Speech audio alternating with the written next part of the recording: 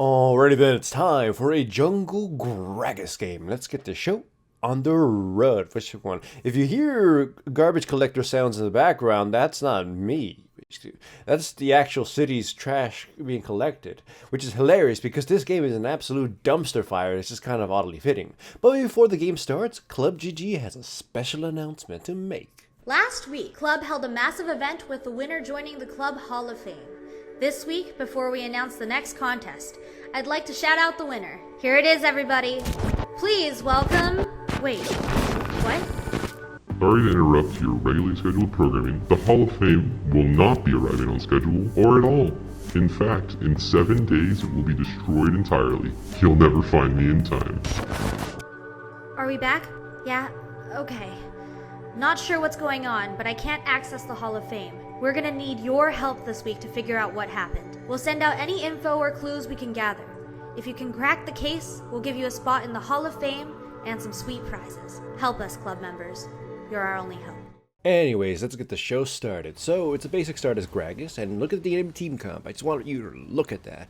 It is atrocious. Very frontline heavy, but very squishy and very physical. Unfortunately for my team, that won't seem to matter too much because, well, you know, I body or flash and try to body slam over, I get stuck to the wall, and I die. Fortunately for me, the Pantheon just kind of flashes for no reason. I was dead no matter what, but whatever, I digress. And you can see that this game, considering the title, considering what you already saw happen, is gonna be very messy. But I want to use this video to talk about a very old school topic. Now, a couple days ago, I was encouraged by a game I had against a Nunu, and where I was able to, you know, counter control him and all that other good stuff. I got to talk about how old school jungling used to be, where control jungling was pretty much a really good thing. It existed, and right now it's been kind of diminished in its value. But back then, stuff like that was extremely important. And one of the traits that made a lot of control junglers very good, or at least junglers in general, and also non-junglers, was something called malleability. Because in the past, item builds and item compositions were extremely choppy, where certain items didn't build into anything valuable. A lot of items didn't have a base build. Like, you know, there were longsword, pickaxe, and BF only kind of things. So building towards something was very choppy. Anyways, yes, you could see this early game is really bad. 7 kills to ours, and it's not even 10 minutes yet. And me, I'm feeding out my ass. I mean, I'm a fat guy. I should be the one being fed, but no. Ugh. So you can see that I was building towards, you know, runic echoes, what you would expect, as you know, most junglers would do, or AP junglers would do, and I do so. I that's what I was expecting of myself. You know, they're squishy, initiate, and maybe kill somebody, but even before just seeing that, even before now, I should have just realized that's not going to happen. 8 kills in on the enemy team is really bad. And considering I get caught once more here, and, you know, I mess up my ability to kill a Camille, and I'm already getting very tilted, it's kind of, you know, just showing.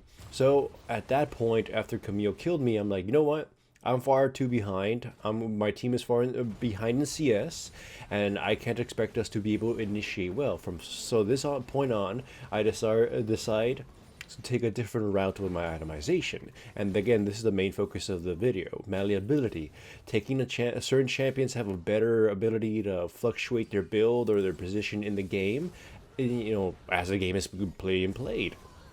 And with Gragas, I'm going to be deciding to go tanky, and I'm going to be a more supportive role, which is why, you know, I'm going to be buying red wards whenever I go back. I'm going to be building Glacial Shroud, which is probably the most important item against this team comp, you know, item building towards your major items, because it's a really efficient item against these guys and pumps up Gragas. Also, I really shouldn't have done that. For some reason, I just blanked out and, you know, died like an idiot. So 12 kills to 0, that's extremely bad. But yeah, you'll see me. I'm building towards Glacial Shroud and Glacial Shroud-like items, and eventually then health. And the first Glacial Shroud item I was contemplating, you know, I was thinking Frozen Heart, but the enemy team doesn't really, you know, rely on attack speed too much, except maybe the Sivir. But even then, that's, you know, kind of a waste. I could have gone Frosty Fist, but again, I shouldn't be going damage anymore since I'm so far behind. So I kind of leaned towards Righteous Glory, and I did end up regretting it a little bit because even though it was not a bad purchase per se, I knew I could have built other things that were better. So right now in this early game, it is just kind of about surviving because their team comp is really bad. Like it is super unfunctionally bad. Like right now, they're dominating because they are individually dangerous solo champions, and my team, including myself, are not taking it too seriously. Like they're more coordinated in the early game, but they're getting too overconfident, and therefore you saw bottom lane get silly. Same thing with this Jace. He should not have thought that the Karma had left, which ends up allowing him to get absolutely destroyed. So if Karma wasn't there, I would have died. But yeah, that was just kind of he got baited. But you can see we're slowly picking up some kills on some of my teammates. In fact, the Gangplank is picking up a lot of bounties, and that's pretty good. You can see, as far as everybody's concerned, his gold is elite, not the most jankiest. But you can see certain things from the enemy team building up. This Camille, for starters, that engage on the Gangplank was extremely bad because even though as an initiation it wasn't bad how she went about it, but the choosing the target, now that was terrible because the Gangplank by no means was weak. You could just have checked his items at that point, and toe to toe against the Camille, she showed what a he would have just gunned her down, and he did. It's just, I think she got a little bit arrogant considering everything else had been working out so far for her. But stuff like that is what happens when you play a lot of very solo-minded solo QX champions. Of course, though, she can't just kill the Tristana anyways, and that should kind of be her main focus. By the way, again, my ultimates have been so jank so far, I'm just tilting out of my ass this game, so ugh. But yeah, essentially, Camille's main focus needs to be Tristana, because their team comp is extremely bad, and my team comp just needs to stall long enough to crush them. You can see we have Jax and Tristana, two late game monsters. Coincidentally, though, the Tristana, as you can't see really in chat, she's yelling at us, saying, we're feeding, useless, blah, blah, blah, that kind of stuff. But we just kind of ignore her. And, there's some of these players are being good sports about it. It's just like, I think the Jax never said a single thing, even though you can obviously see he got spanked a lot this game and just kind of made a miserable time because he knew all he's got to do is charge up for a few episodes and then he'll go Super Saiyan on their asses. So, yeah. But anyways, so like I said, as far as I'm concerned, I am building cooldown reduction as my main thing. Build as much cooldown reduction as I can. Then eventually make this Glacier Shroud into something, but get Righteous Glory soon enough. You can see that the enemy team at this point, again, they're kind of overextending, and we're getting a few picks off here and there. My score is still pretty pathetic, but it isn't as pathetic as it was a couple minutes ago. And yeah, with cooldown reduction, my main intent is just to be a bodyguard. Body slam to initiate, and then body slam to take off somebody who jumps on the Tristana. Here, though, this is just kind of sad. Camille initiates on me, and I tried to hit this plant, and then it targeted it on the Camille because I guess I was clicking too much, and it prevented me from escaping a lot sooner and taking less damage, so that ends up getting Jace a lot of momentum. No good. Thankfully, they ignore the fact that Gangplank has an ultimate that's really disruptive to pushes, and they just fail. So that's pretty good for us. Same time here, though. Like, just the amount of damage this Gangplank can put out is pretty fun. He's like the biggest threat we have right now. And like I said, the enemy team is getting too overzealous with some of them thinking they can poke us down, initiate awkwardly. So the Jace gets killed for very low effort. I mean, he had the advantage to just run away, but he stuck around. So now the score is looking a lot less pathetic. The goal difference is still pretty considerable. Look at that. I'm so far behind this Camille. It's pretty sad. However, though, again, because I'm itemizing differently, my gold value isn't as bad. Because remember, tank items technically have, or I mean, just by existence on certain champions, kind of more of a multiplicative value. Because the longer you survive, the more, you get to use your abilities, and certain abilities like crowd control are just far, far stronger.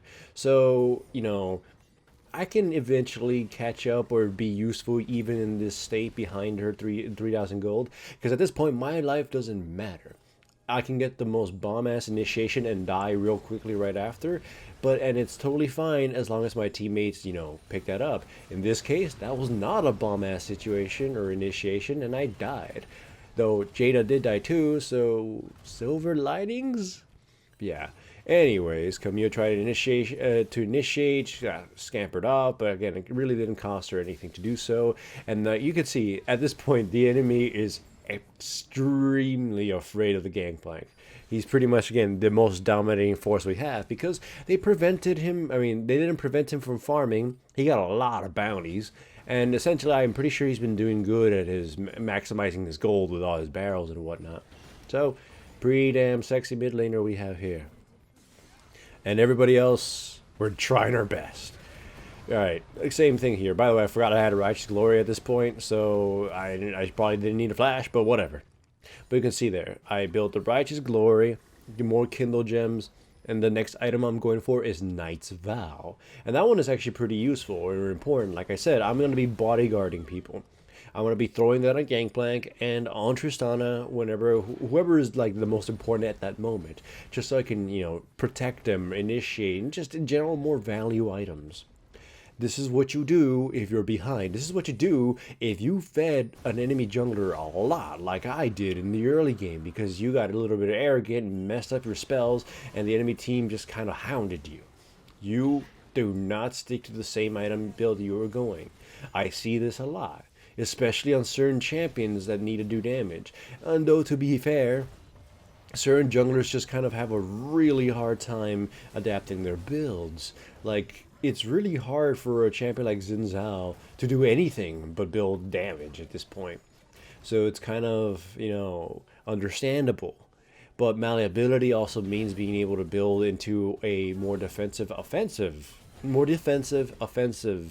Okay, I'll reiterate because it's kind of sounding really bad just in my head as I was saying this. Offensive, defensive build. Something like taking Titanic Hydra and health, but you are still focusing on dealing damage. So you're not exactly taking, all the new, lovely effects from Knight's Vow or amassing a bunch of cooldown reduction. Here again, we get caught and destroyed. That ultimate almost put Tristana in absolute danger, unfortunately. And thankfully, not everybody gets super wiped out. You can see the Gangplank just picks off a few people before he gets dropped, and then my other two teammates are, alive. So the enemy team can't really take too much of an advantage of that. Or they're going to try to, but they're pretty low. And they don't really have any actual initiation or anything. I mean, they have some wonky-ass initiation with Camille and Pantheon, but they're building mostly damage, so they will probably die if they do that. And if they die without setting up each time they try to initiate, they have to set up something super glorious or the whole team will die. And that is kind of asking a lot. Like I said, since I'm building more supportive for my teammates, I'm just buying red wards whatever I can. I got the red trinket, and I'm just, pooping things out. This is what I need to do. This is my main focus, my only focus in this game. Because otherwise, I am dead weight. And I put myself here. But like I said, you can put yourself out. And I'm hoping that, this old school philosophy is something can help a lot of you guys out. Because, again, I've seen plenty of opponents who, even though they're like 0 and 5 as Olaf, they're still deciding to build pure damage. You can go something else. Anyways, Pantheon scampers a little too close, initiate on him, go in and split the team with a Righteous Glory. As you can see, at this point, I just knocked Pantheon into oblivion by body slamming him and keeping him from doing any of his combo. But the enemy team was so split from him that it couldn't even take advantage of our focus on him, and they just get absolutely giga-wrecked. Like I said, it was only a matter of time that their shitty team comp bit them on the ass. And my team comp absolutely just changed the tide, despite the fact that we fed so hard super early and we all sucked and we had a terrible jungler.